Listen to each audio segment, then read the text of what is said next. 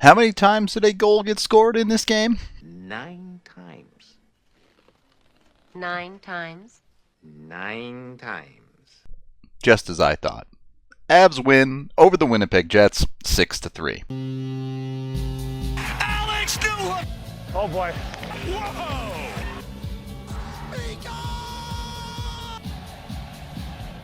First of all, if you want to see me dump water on my head, we did that in the post-game podcast, so go watch that video if you want to see me being very cold and wet.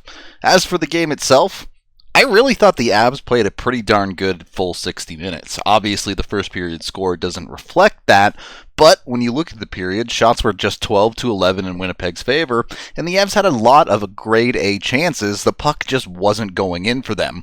And on the flip side, in the first period, Winnipeg seemingly couldn't miss on their opportunities. Now, obviously, going down 3 goals in the first period is not good, and should not be something that you want to happen or acceptable by any stretch of the imagination.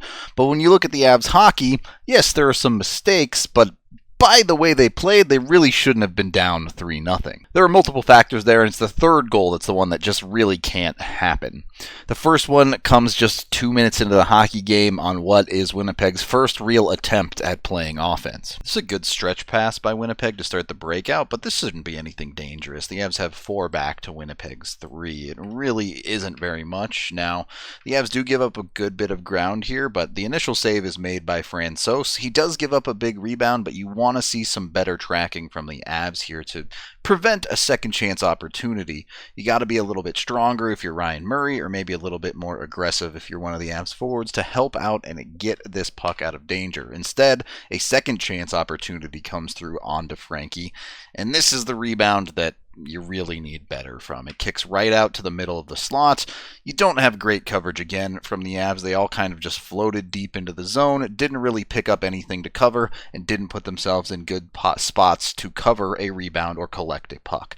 So you end up with a wide open net and an easy goal for Kyle Connor because of poor rebound management and the Avs being a bit lazy. I'm not a goaltender. I'm not going to pretend to know everything about goaltenders. I do know giving up giant rebounds right up the slot is generally bad. Room for improvement there? Absolutely. And it's not like the Avs were far off from getting this back into even game territory, because they did hit, in fact, 2 posts in this hockey game, so you have to count those. They really could have ran away with this game a lot earlier if Colorado either beat Hellebuck or just got a little bit luckier. But all of the puck luck was going Winnipeg's way in the first period. Their second goal comes before the 10-minute mark, and this one, there's not a ton you can ask from most of the Avs.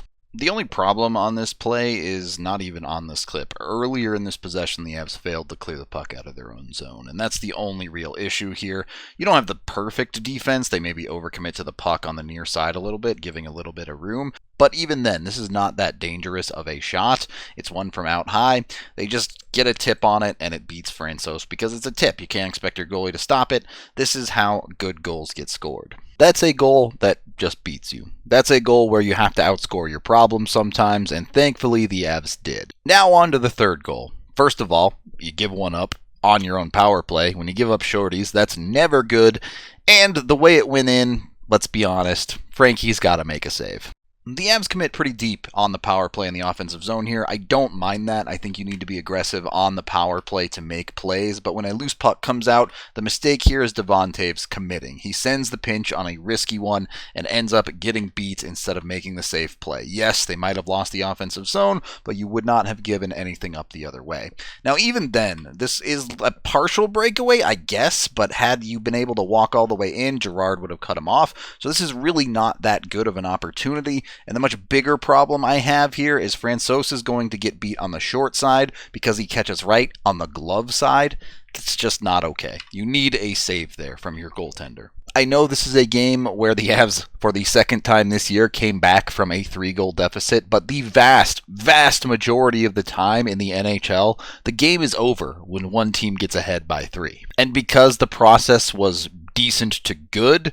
I'm not too worried about this game, but you still can't be okay with your team falling behind that quickly. So with the first period out of the way, the reality is for the rest of this game, the Avs completely dominated the Jets, and it was never really close. Through periods 2 and 3, the Avs put 31 shots on goal to the Jets' just 17. And you saw the Avs at full power from their best players. Yes, the three-headed monster wasn't necessarily together tonight, but you got an A-plus game out of both Nathan MacKinnon and Gabe Landeskog. You also got multi-point nights out of Gab3, Toews, and Makar. Granted in 2. This is the A game from the Avs' best players, and when the Avs' best players bring their A game, they're pretty much unbeatable. Even spotting Winnipeg a 3-goal lead, this game did not end up close. It starts with the leader. Gabe Landeskog gets the Avs on the board and gets them going the right direction. This honestly isn't even a dangerous play from the Avs. As a power play is expiring, they work it down the near side. Mikko's going to get it to Landy in front, who just turns and throws it at Hellebuyck.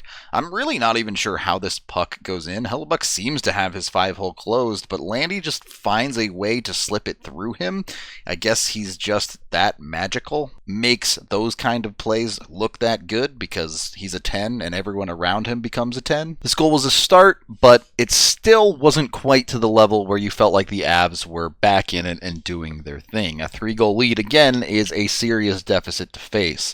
It led all the way up to past the halfway point of the game when the Avs got their second goal, and that's when you start to feel like things are starting to go the Avs' way and that this game is far from over. For maybe the first time this year, this is vintage Nathan MacKinnon. I'm better than everyone else on the ice. Watch me work. He goes all the way through the neutral zone, walks into just beyond the top of the circle here, rips one far side, beats Hellebuyck clean on the blocker, off the post and in. He's just insane. That goal goes in, and honestly, I'm happy with the Avs' effort here. They brought it to within 1. You keep it there going into the third period, and you've given your team a chance to win a hockey game. Again, you're looking at that third goal that Frankie gave up as the one that might cost you. But the Avs have no time for that. They have a game to win, and anything in their way is just going to get straight up run over. They tie the game before the second period is even done. Let's talk about EJ's pinch here, because we've seen this pinch burn the Avs fairly regularly, but there's also the good side to it. They play that full send hockey on the defensive end, and it pays off sometimes. Connor doesn't even recognize EJ's coming here, so when EJ bowls through, he's a little bit surprised, and the Avs are able to maintain the puck in the offensive zone. Some good work by Gab3 to quickly get it out to safety to Nichushkin. Nichushkin walks in here. I don't know how much of this is a shot and how much of this is a pass. I think it's somewhere in the middle, leaning probably a little bit more towards pass, but Landy walking into the slot, Nuke sees it, he gets it towards that direction, and Landy puts an unbelievable redirect on this puck. You literally cannot deflect it better than that. Honestly, the game just continued to spiral from there. Winnipeg felt a lot like some of the Avs teams in years past, where when things start to go out of control, they're weak mentally, and it just completely falls apart. The Avs, on the other hand, weren't even fazed by a 3-goal deficit, kept the pedal down, and completely did what they had to do, and there's a very real possibility that things didn't work if Hellebuyck played a little better. The Avs didn't play quite to the level that we know they're capable of, but they did. You can't go into all these crazy random theories. You can only take what you have. And what you have is a great game from the Avs stars. It was very quickly apparent who was going to win this game in the third period as the Avs get their first lead less than a minute in. Winnipeg gets caught on a lazy change here, and the Avs recognize it already. Toews cheats up the ice. Makar quickly gets it up the ice to Toews, and all of a sudden they have an odd man rush. You'll notice it's not really an odd man rush, but it's on the far side of the ice. Winnipeg struggling to get across because they're coming off of the bench. So Toews can walk in, has plenty of room, drops it to Burakovsky, and because Winnipeg still hasn't gotten their forwards over, Berkey has a ton of room to walk in, pick his spot, and fire, and finally Berkey is off the schneid. You love to see Andrei Burakovsky finally put one in the back of the net. It's been far too long since he's actually scored a goal. That isn't to say he isn't producing well. He's picked up a big number of assists, actually at just shy of 40 points on the season. So he's producing fine, but you have to see him do more of the goal scoring. That's really what you want out of him. And from there, it was pretty much pop-off time. The Avs just kept on dunking on the Winnipeg Jets. Nathan MacKinnon would make it 5-3. I think we undersell Nathan MacKinnon's versatility a little bit. Initially, he walked into the slot on this play, and the puck ended up going to the corner. But from there, he circles, comes back out, and ultimately decides to walk down the slot and go net front as Mikko is the man playing out high. MacKinnon just sticks his stick out there for Mikko to throw that wrist shot play that the Avs love to do, and MacKinnon makes it work in a spot we don't usually see him on this play. Mac would come dangerously close to the hat trick in this game, but he wouldn't quite get it. Instead, it would be Gabe Landeskog getting the hats to rain down. The Jets are kind of in walking disaster mode at this point, and you're going to see Landy step up at the offensive blue line to disrupt this play. It's a bit chaotic as the puck bounces around, but ultimately it ends up getting into the zone from Kadri, and then Nuke is the one to track it down, and the Jets just get caught puck watching. They're all staring at the puck as Landy goes towards the back post. Nuke sees him, has a pretty darn big gap to get the pass through, and all of a sudden, Landy is realizing in real time he's going to get a hat trick, and he makes it count. And that was all she wrote. Game was bagged and tagged. You did get quite a bit of chippiness out of the Winnipeg Jets down the stretch, but no one got hurt. Nothing too crazy came out of it. A little bit salty from the Jets, and haha, sucks to be you, but Avs take the win, and now they're cruising. They get a free roll against Vegas on the back-to-back here tonight. Doesn't really matter because they got the win and 2 points in the first half. So you're chilling. The Avs are the first team in the league to 80 points and are starting to drift into territory where they've already ran away with the Western Conference. If they keep this pace up, they might run away with the President's Trophy. Happy for Landy, his 5th hat trick of his career. That feels like a fairly big number, but Landy is really on another level this year. We haven't talked about it much because there's been a lot of moving parts and pieces on the Avs forward core this year. Landy's on pace for a 40-goal season, more than that even, really. And even if he cools off a bit, there's a very good chance that he reaches a career high in points this year. It's an unbelievably strong season from a guy who just signed a big contract to be with Colorado for probably the rest of his career. It's the exact type of thing that makes a difference in a team's cup run. That's all I'm saying. That is the end of this game video review. Thank you for watching. Head on over to the DNVR.com for all of our coverage. I am Rudo, and Vegas again tonight. We got the watch along and everything for you. Avalanche time, come on, grab your friends. We're going to the playoffs again with Nate